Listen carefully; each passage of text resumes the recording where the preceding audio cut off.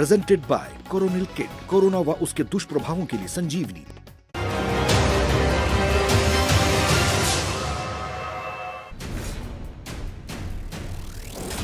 शाह की ललकार, बंगाल में सरकार। नमस्कार, आप देख रहे हैं हल्ला बोल। आपके साथ मैं हूं अंजना ओम कश्यप। मिशन शुरू हो चुका है, टारगेट फिक्स्ड है।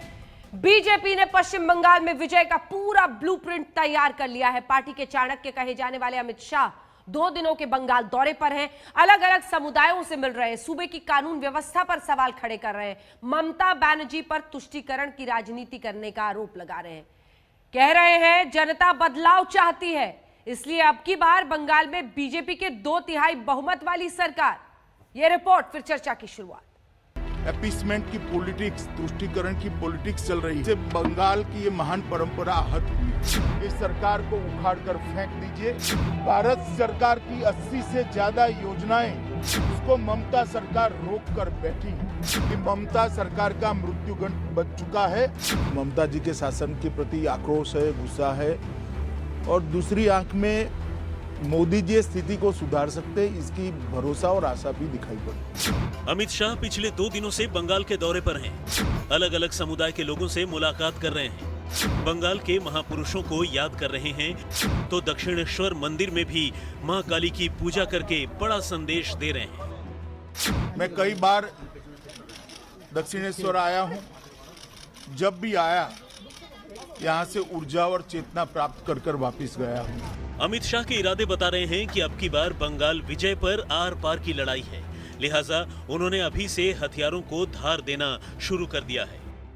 जिस प्रकार से अपीसमेंट की पॉलिटिक्स, तुष्टीकरण की पॉलिटिक्स चल रही है, इससे बंगाल की ये महान परंपरा आहत हुई है। बंगाल की महान जनता को आह्वान करना चाहता हूं कि आध्यात्मिक और धार्मिक चेतना का केंद्र बंगाल जो पूरे देश का बना, पूरे देश का रहा, वो गौरव फिर से एक बार बंगाल प्राप्त करे। इसलिए आप सब एकमुश्त होकर, जागरूक होकर अपने अपने दायित्व का निर्वहन करें। अमित शाह को ये अच्छी तरह पता है कि जंग जीतने के लिए सियासी विरोधियों पर हमले के साथ साथ जनता से जुड़ना भी जरूरी होता है, लिहाजा वो खुद को बंगाल की सांस्कृतिक विरासत से जोड़ रहे हैं।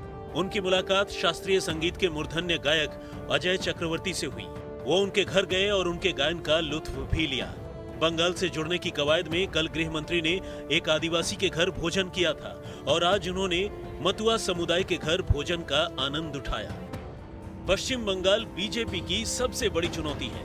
शायद यही वजह है कि बिहार का चुनाव आखिरी पड़ाव पर पहुंचता उससे पहले ही अमित शाह बंगाल कूच कर गए। ममता सरकार के प्रति भयंकर जनाक्रोश दिखाई पड़ता है, और दूसरी ओर श्री नरेंद्र मोदी के प्रति एक आशा और श्रद्धा दिखाई पड़ती है कि बंगाल के अंदर परिवर्तन श्री मोदी जी के नेतृत्व में ही आ सकता है। अमित शाह ने ममता राज पर हमलों की धार तेज कर दी है। वो पहला हमला बंगाल की कानून व्यवस्था पर कर रहे हैं। बंगाल के राज्यपाल जगदीप धनखड़ अमित शाह से दिल्ली में मुलाकात कर चुके हैं। बीजेपी कार्यकर्ताओं और नेताओं की हत्या के मामले सामने हैं। असली लड़ाई इसी पर होना है। बंगाल में भारतीय जनता पार्टी अपना पैर पसार रही है। तृणमूल कांग्रेस के कार्यकर्ताओं ने भारतीय जनता पार्टी के कार्यकर्ताओं के साथ बहुत अत्याचार किए हैं, बहुत अन्याय किया है। 100 से ज्यादा कार्यकर्ता हमारे मारे गए हैं, और ये 100 में से 75 से ज्यादा एफआईआर में एक भी अरेस्ट नहीं हुआ है। तो इससे ज्यादा बड़ी विफलता शासन की हो नहीं सकती। बंगाल के लिए बीजेपी का ब्लूप्रिंट तैयार है। लोकसभा चुनाव में बीजेपी ने उत्तर बंगाल में टीएमसी का सफाया कर दिया था। वहां पर कूच बिहार से लेकर मालदा उत्तर तक 7 लोकसभा सीटों पर जीतकर सबको चौंकाया था। लेकिन दक्षिण बंगाल में कई जगहों पर बीजेपी ममता बनर्जी से जीत नहीं पाई थी। अब विधानसभा में ममता बनर्जी का फोकस उत्तर बंगाल पर है, जहां वो कमजोर हुई हैं, तो बीजेपी की तैयारी दक्षिण बंगाल में है। मनोज्ञा लोईवाल के साथ इंद्रजीत कुंडू, कोलकाता, आज तक। डॉक्टर सुधांशु त्रिवेदी, सांसद और राष्ट्रीय प्रवक्ता भारतीय जनता पार्टी के जुड़ गए। विवेक गुप्ता जो कि प्रवक्ता है और एआईटीएमसी के, और पूर्व सांसद भी राज्यसभा से रह चुके हैं, कोलकाता से जुड़ रहे हैं। मनोजीत मंडल हमारे साथ पॉलिटिकल एनालिस्ट के तौर पर जुड़ेंगे। अखिलेश प्रताप सिंह हमारे साथ प्रवक्ता कांग्रेस पार्टी के जुड़ रहे हैं। संगीत रागी पॉलिटिकल एनालिस्ट के तौर पर हमारे साथ जुड़ रहे हैं। अब की बार बंगाल में सरकार शाह की ललकार से हो जाएगा, सुधांशु जी क्या रोड मैप है? अंजना जी, अगर आप रोड मैप देखें वो तो पिछले कई सालों से लगातार नजर आ रहा है। देखिए, किसी भी संगठन के विकास की 3 अवस्थाएं होती हैं। पहले होती उपहास, अरे कोई हैसियत ही नहीं है, ये क्या कर लेंगे। उसके बाद होता है विरोध और उसके बाद आती है स्वीकार्यता। तो कुछ साल पहले जब हमारी केंद्र में सरकार आई थी तो पश्चिम बंगाल के राजनीतिक बड़े बड़े और ममता बनर्जी जी ये मानती थी भाजपा की तो कोई हैसियत ही नहीं है पश्चिम बंगाल में, क्या कर लेंगे, थोड़ा बहुत कार्यक्रम कर लेंगे, प्रदर्शन कर लेंगे। तो पहले उपहास चला, फिर उन्हें लगा कि नहीं, संगठन तो बहुत मजबूती से काम चल रहा है, और उसके बाद पिछले लोकसभा में हमने 18 सीटें जीती। अब हम विरोध की स्थिति में हैं, अब पुरजोर विरोध किया जा रहा है। आश्वस्त रहिए, यह क्रमशः बढ़ता हुआ रोड मैप यह दर्शा रहा है कि इसके बाद हम स्वीकार्यता की स्थिति में आने वाले हैं। जो गृह मंत्री अमित शाह जी ने कहा है, 2/3 बहुमत से सरकार बनेगी। और एक और भी मैं कारण कहना चाहता हूं, जिन लोगों को, जिन्होंने बंगाल को क्षेत्रीय भावना में बांधने का प्रयास किया है, बंगाल वह भूमि है जहां से हमारा राष्ट्रगान जनगण मन और राष्ट्रगीत वंदे मातरम दोनों निकले। राष्ट्रवाद के स्वरों की सबसे प्रखर अभिव्यक्ति देने वाला प्रांत। यह कैसे हो सकता है कि जब राष्ट्रवाद का परचम भारत में और भारत मोदी जी के नेतृत्व में भारत पूरे विश्व में अपना परचम लहराएगा, बंगाल उसमें साथ में न खड़ा हो। और हमारे संस्थापक अध्यक्ष श्यामा प्रसाद मुखर्जी जी को यही हमारी श्रद्धांजलि भी होगी और यही बंगाल की जनता उनकी उस मनोभाव की पूर्ति करेगी जिसे स्वप्न में रखकर श्यामा प्रसाद जी ने भारतीय जनसंघ की स्थापना की। गुप्ता जी, अगर अमित शाह जी और सुधांशु जी की माने तो ऐसा लग रहा है कि अगली सरकार इनकी बन रही है, 2/3 बहुमत से बन रही है, सियासत डोलने का खतरा दिख रहा है। जी नमस्कार। ऐसा है, 2019 के लोकसभा चुनाव के बाद मैं याद ताजा कर दूं, महाराष्ट्र, हरियाणा और सबसे मजेदार दिल्ली में इससे ही तरह के दावे या इससे भी ज्यादा दावे किए गए। नतीजा क्या है आपको मालूम है। हरियाणा में किसी तरह जोड़ तोड़ करके सरकार बनी है, महाराष्ट्र में सरकार नहीं बनी। और सबसे मजेदार है दिल्ली। दिल्ली में तो पिछली बार 3 थे, इस बार 7 हुए 70 में से। तो दावे करने में कोई तकलीफ नहीं है। बीजेपी के पूर्व अध्यक्ष हैं, उनका इससे एक कदम आगे बढ़ते हैं ना गुप्ता जी, आप ही जवाब दीजिएगा। मैं ये खाली आपसे, आपके माध्यम से जानना चाहता हूं कि बंगाल में कौन आया है? बंगाल में इस देश का गृह मंत्री आया है कि बीजेपी के पूर्व अध्यक्ष आए हैं? बताइए सुधांशु जी, कौन आया है? देखिए, ये प्रश्न वो पूछ रहे हैं जहां मुख्यमंत्री ही अध्यक्ष है पार्टी की, जहां सरकार और संगठन में कोई अंतर ही नहीं होता है, दोनों एक ही व्यक्ति की जेब में रहते हैं। वो हमसे सवाल पूछ रहे हैं गुप्ता जी कि साहब वहां कौन आया? करारा जवाब मिल गया। पार्टी के पूर्व राष्ट्रीय अध्यक्ष जिन्होंने मैं ये सवाल इसलिए पूछ रहा हूं, पहुंचाया और वर्तमान में भारत के देखिए एक फर्क आप नहीं कर पा रहे। देखिए दिल्ली और बंगाल में बड़ा जमीन आसमान का फर्क है। देखिए बंगाल में तुष्टीकरण की राजनीति के खिलाफ सीएए एनआरसी के प्लैंक पर यह पूरा चुनाव बीजेपी लड़ने जा रही है। ये वही आरोप है जो बीजेपी का कोर एजेंडा है तमाम विपक्षी पार्टियों के खिलाफ, कि आप तुष्टीकरण की राजनीति करते आए हैं और उसी को वो दम दे रहे हैं। इसलिए बंगाल और दिल्ली की तुलना मुश्किल है। मुझे नहीं लगता कि आप उसको समान कह सकते हैं। दोनों बातों का जवाब गुप्ता जी। एक बात मैं जोड़ दूं। मैं ये सवाल इसलिए पूछ रहा था कि आज यहाँ पे कोरोना काल पे जो भी लड़ाई लड़ी जा रही है, सारे गृह मंत्रालय के निर्देशों के एहतियात लड़ी जा रही है। मतलब तो अगर इस देश के गृह मंत्री आए हैं, अगर इस देश के गृह मंत्री आए हैं तो कोरोना का यहाँ जांच पड़ताल करें, उसकी तैयारियों का। हेलो, आवाज आ रही है? आ रही है।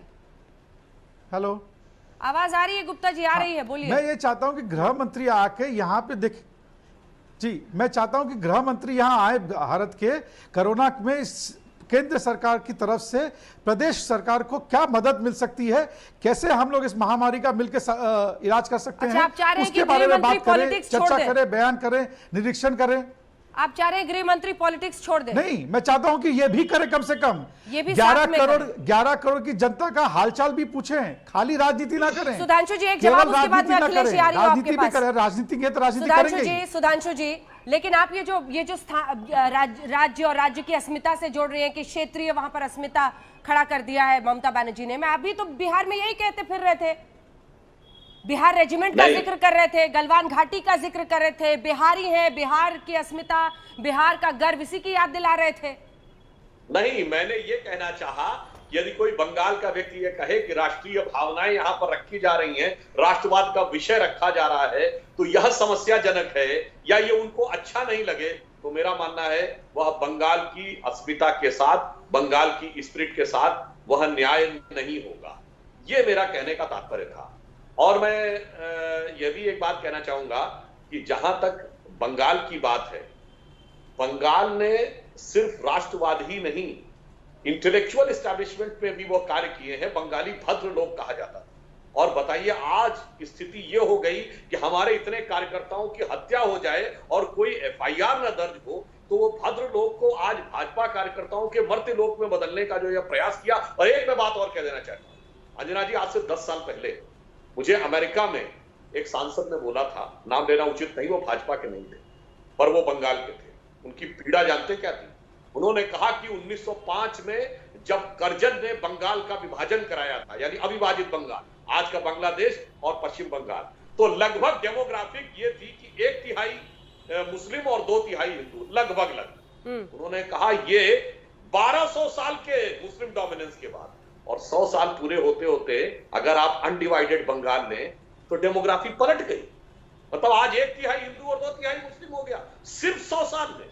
तो सोचिए कि सियासत ने बंगाल की अस्मिता, स्वरूप और कल्चर के साथ क्या अन्याय किया है, यह सहज ही अनुमान लगाया जाता। अखिलेश जी, गुणा भाग शुरू हो गया है, कितने हिंदू कितने मुसलमान, 2/3 के साथ इस बार बीजेपी की सरकार बंगाल में। अखिलेश जी देखिए, बीजेपी की लड़ाई बंगाल में जो ऑल इंडिया फॉरवर्ड ब्लॉक है, गोरखा जनमुक्ति मोर्चा है, रेवोल्यूशनरी सोशलिस्ट पार्टी है, उससे है बीजेपी की लड़ाई। क्योंकि 3-3 सीटें बीजेपी को इन सब लोगों की मिली।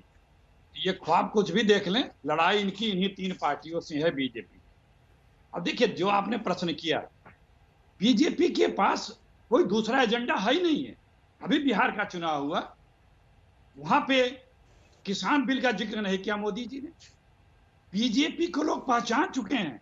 अमित शाह जी सही कह रहे हैं, ये बीजेपी की 6 साल की सरकार को क्या इस देश ने नहीं पहचाना है कि जिसने देश के इकोनॉमी का बंटाधार कर दिया, जिसने रोजी रोजगार खत्म कर दिया, जिसने हमारी सीमाओं पे तनाव बरकरार रखा और हमारी जनभूमि, हमारे भूमि पे कब्जा कर रखा है, रोजगार, रोजी रोजगार, खेती बाड़ी सबको तबाह कर रखा है। क्या बीजेपी को नहीं पहचाना है लोग? बीजेपी जो हिंदू मुसलमान के अलावा किसी और मुद्दे पे बात करके चुनाव लड़के दिखा दे तो मैं जानूं कि ये राजनीतिक दल हैं, क्योंकि सत्ता इनकी है दिल्ली में। इन्हें अपने सरकार की उपलब्धियों पे बात करनी चाहिए, नहीं कर सकते।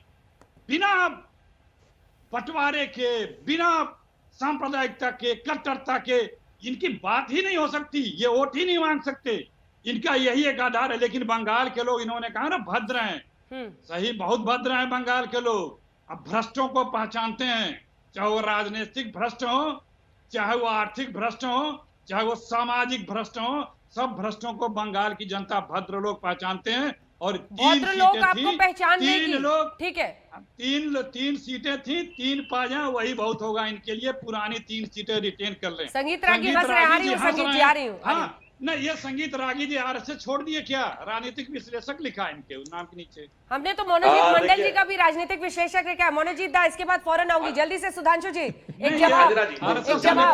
भद्र लोग के लोग आपको पहचान लेंगे, मुंह पे कुछ, दिल में कुछ नहीं चलेगा।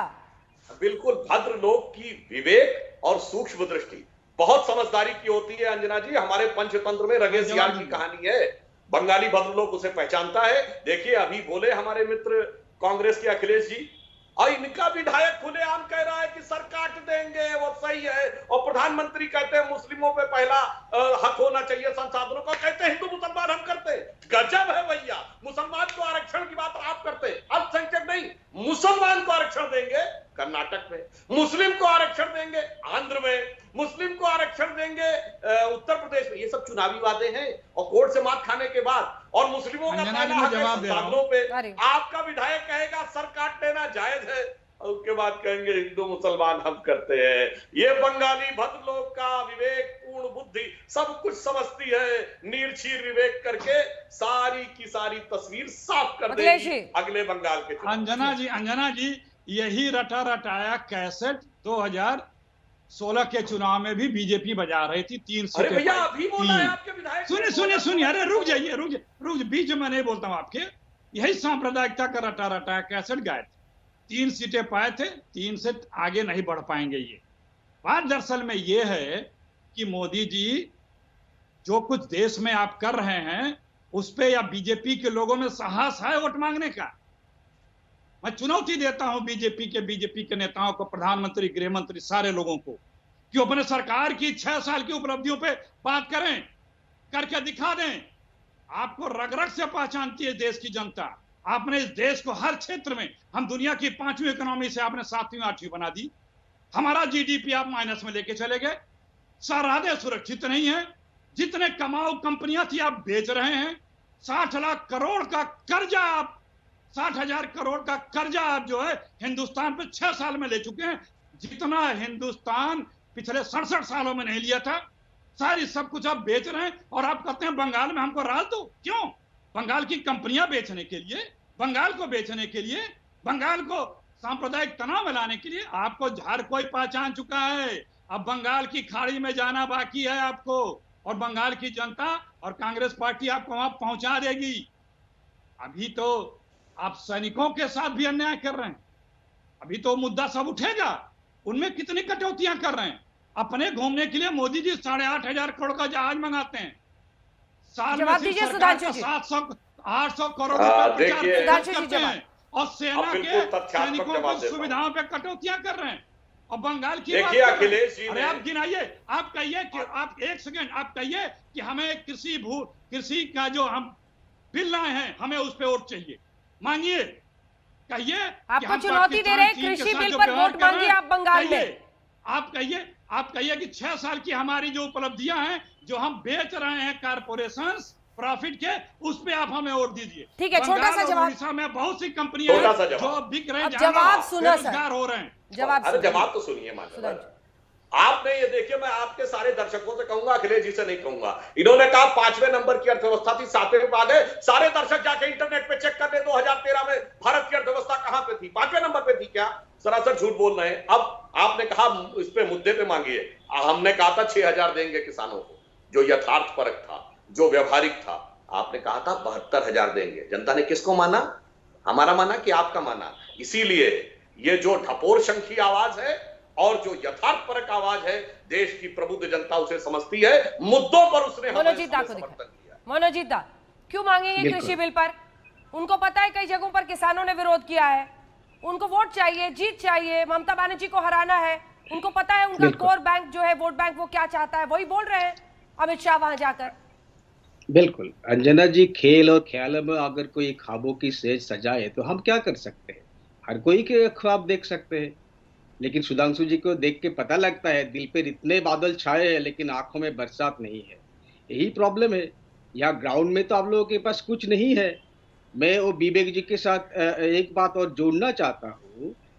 पिछले साल इस नवंबर में 2019 पार्लियामेंट इलेक्शन के बाद यहाँ पर बाई इलेक्शन हुआ था, और तीनों बाई इलेक्शन में टीएमसी ने थम्पिंग मेजोरिटी के साथ वो तीनों आसन छीन लिए थे बीजेपी के साथ, बीजेपी के पास। तो आपका मतलब ये हो गया 2019 इलेक्शन अगर ये कोई बेंचमार्क होगा बंगाल के इलेक्शन के ऊपर, तब तो बीजेपी हर राज्य में राज करेगी, सिर्फ 16-17 में क्यों? हम इसको बेंचमार्क नहीं मानते हैं। यहाँ का जो माहौल है, यहाँ का जो इतिहास है, सुधांशु जी इतिहास के बारे में हमको बता रहे थे। 1905 में एक पार्टीशन हुआ था, first partition of Bengal. Sudhanshu ji आपको ये भी पता है वो पार्टीशन 6 साल में खत्म हो गए, 1911 को खत्म हो गए थे। आप अभी बंगाल में आके एक दूसरे तरफ के पार्टीशन आप खड़ा करना चाहते हो, एनआरसी के नाम पे, सीएए के नाम पे, वो आप कामयाब नहीं होंगे। इतिहास पढ़ लीजिए, इतिहास पढ़ लीजिए। आप तो काल क्या कर दिया, बिरसा मुंडा के आपके तस्वीरों का आपको माला देना था, अमित शाह जी ने क्या कर दिया, किसी दूसरे के मूर्तियों पे माला दे गया। वो मेरा ही होम डिस्ट्रिक्ट है बांकुड़ा, वहां से मैं आता हूँ, वहां के लोग बहुत गुस्से हैं। आप ये क्या कर दिया सुधांशु जी? इतिहास ठीक से पढ़िए, अगर ना आपको मालूम है हमसे पूछिए, हम बता देंगे कि वहां सबसे ज्यादा पॉपुलर हीरोज कौन है। बिरसा मुंडा है और सिद्धू कानू है, जो अंग्रेजों से लड़ाई लड़े थे 1855 में। आपको ये पता होना चाहिए, आप तो पढ़े लिखे लोग हैं। ये इतना इंसल्ट हम लोगों क्यों करते हैं? जहां भी कोई भी जहां माला जप देते हो, विद्यासागर की मूर्ति को आप आके तोड़ते हो, उसके बाद बोलते हो कि हम सोने के मूर्ति लगवा देंगे। जनता के साथ रहिए। माइग्रेंट लेबर के साथ क्या किए हो? एक भी माइग्रेंट लेबरों को आप ठीक से खाना पीना नहीं दिया, सब ममता दी ने किए है, सबको पता है। जनता के पास जो आपके लीडर भी यही बोल रहे हैं कि आप सिर्फ ममता दी को क्रिटिसाइज करने से नहीं होगा, जनता के पास जाना होगा।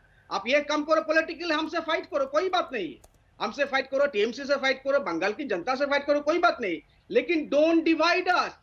आप दक्षिणेश्वर टेम्पल में जाके गृह मंत्री अमित शाह जी कहते हैं कि यहाँ पर तुष्टीकरण की राजनीति होती है, ये कैसा बात होगी?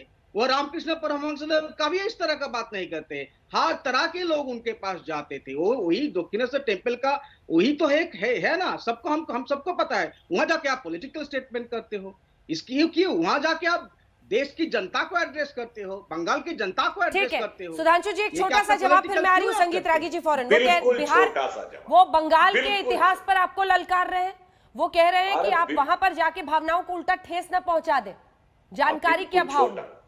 जानकारी के अभाव में इनको बता देता हूं। देखिए, इन्होंने जो बात कही, तुष्टीकरण वाला प्लान कैसे लोगों को भरोसा दिलाइएगा, क्योंकि उस पर भी वो चुनौती दे रहे हैं। देखिए, तुष्टीकरण मनोजीत मंडल जी ने एक प्रकार से टीएमसी के प्रवक्ता के रूप में बोला, मैं इनका उसी रूप में जवाब देता हूं। ये वो पार्टी बोल रही है। नहीं, मैं टीएमसी का प्रवक्ता नहीं हूं भाई साहब, बिल्कुल नहीं। नहीं, मैंने आपको इसलिए, आपने जिस लय, जिस शैली, जिस शब्दावली में बोला वो ये था, इसलिए मैं उसी शैली में आपको जवाब दे रहा हूं। ये वो पार्टी है टीएमसी जिसके मंत्री ने सारे पत्रकारों को एलानिया ले जाके अपनी कॉन्स्टिट्यूएंसी दिखा, क्या कहा, यह है मिनी पाकिस्तान, फरहाद हाकिम, और उसके बाद जलवाए जलाल के साथ मंत्री है और कह रहे हैं विभाजन हम कर रहे हैं। अरे पूछना चाहिए था आपको अपने मंत्री से कि किस आधार पर उसने अपनी कॉन्स्टिट्यूएंसी को कहा कि मिनी पाकिस्तान, और उसने कहा कि देखो यहां की जनसंख्या देखो, ये मिनी पाकिस्तान है। और दूसरा, अब आपने कहा जानकारी की बात, तो मैं ये बता देना चाहता हूँ, पाकिस्तान बहुत जल्दी नहीं ला रहे, अभी तो काफी टाइम है, अभी बिहार तो निपटे पहले। उनके लेके आइए अंजना जी, अभी बिहार तो निपटे सर पहले, पाकिस्तान अभय से ले आए। मैंने अपना वक्तव्य बोला कि इनके पार्टी के मंत्री का वक्तव्य बोला, ये आज तक उसको लिए माफी नहीं मांगी है। संगीत रागी जी, आ रही हूँ संगीत जी। हाँ अंजना जी, बहुत जल्दी तो नहीं ले आ रहे हैं पाकिस्तान को, अभी बिहार तो निपटे पहले। अरे ये 4 साल पहले आ चुका अंजना जी, 3-4 साल पहले, हम जल्दी नहीं ला रहे, ये बहुत पहले ला चुके। संगीत जी, अंजना जी, आपको मैं बताऊं कि टीवी राजेश्वर की एक रिपोर्ट आई थी 1998 में आई थी बंगाल को लेकर के, और बांग्लादेश से एक जो आकर के इन्फिल्ट्रेटर्स हैं, उन्होंने जिक्र किया था कि 123 ऐसी लेजिस्लेटिव कॉन्स्टिट्यूएंसी है जहां की उन्होंने डेमोग्राफी बदल दी है। मुझे बार बार ये जिक्र करना पड़ रहा है कि भारतीय नवजागरण का जिस धरती से शंखनाद फूटा हो, जो बंकिम, विवेकानंद और अरविंद की धरती रही हो, तो वहां ये बात कहना क्या गुनाह है? विवेकानंद जी ने तो कहा था कि every individual going out of Hindu pale is addition to one more enemy to the Hindu society, ये विवेकानंद जी ने कहा था। महर्षि अरविंद ने कहा कि भारतीय सनातन धर्म और भारतीयता, भारतीय राष्ट्रवाद, दोनों में कोई अंतर ही नहीं है। जब हम कहते हैं कि भारत उठेगा, इसका मतलब सनातन धर्म उठेगा। तो क्या भारतीय आध्यात्मिक बातें कहना, हिंदुत्व की बातें करना कोई गुनाह की बात है? सबसे बड़ा सवाल यह है कि क्या पश्चिम बंगाल में जिस प्रकार से ममता बनर्जी और वामपंथियों ने वोटों के लिए पश्चिम बंगाल का इस्लामाइजेशन होने दिया, क्या पश्चिम बंगाल अपनी सांस्कृतिक गौरव और सांस्कृतिक धरोहरों को सुरक्षित रह पाएगी? मैं जवाब देना चाहता हूं। इस्लामीकरण हो गया है, क्या सुरक्षित रह पाएगी? इस्लामीकरण हो गया है। की घटना है, मालदाबाद की घटना है, रागी जी क्या बोल रहे हैं? मैं बता रहा हूं, इस्लामीकरण हो गया पश्चिम बंगाल का। मैं बहुत गंभीरता से बोल रहा हूं, मैंने इसीलिए टीवी राजेश्वर की रिपोर्ट को मैंने यहाँ 98 पर की लाया। रिपोर्ट का आप जिक्र कर रहे हैं, 2020 में ममता बनर्जी का है, उनका शासन देख लीजिए। अरे मैं तो इसीलिए कह रहा हूं वो और उससे बदतर हालत हो गई है। मैं इसीलिए तो और जिक्र कर रहा हूं कि ये 1998 में उन्होंने कहा था कि पश्चिम बंगाल के जितने सीमावर्ती जिले हैं जो बांग्लादेश के बॉर्डर से मिल रहे हैं, वे सारे हिंदू वहां से अपनी प्रॉपर्टी बेच करके भाग रहे हैं। और कांग्रेस और वामपंथी के जो मुस्लिम नेता हैं उन बांग्लादेशियों को जो आवेदन पत्र दिलवा करके वोटर लिस्ट में उनका नाम दिलवाने के लिए ये सारी सुविधा उनको मुहैया मनोजीत आप इसका जवाब दीजिएगा, लेकिन ये एक रियल इशू है ग्राउंड पे। हम लोग भी पश्चिम बंगाल में कई चुनाव कवर कर चुके हैं, लोगों से बातचीत करते हैं, और अवैध घुसपैठियों को लेकर बांग्लादेश से जो आते हैं और फिर वोटर कार्ड बनवा लेते हैं, ये बहुत बड़ा मुद्दा है। इसको नेशनल टीवी पर बैठकर आप इनकार नहीं कर सकते ऐसे। एक छोटा नमस्कार, मैं हूं अंजना ओम कश्यप। हमें उम्मीद है ये वीडियो आपको पसंद आया होगा। लेटेस्ट खबरों के लिए यूं ही देखते रहिए आज तक, और इस वीडियो के पसंद आने पर लाइक, शेयर एंड सब्सक्राइब करना ना भूलें।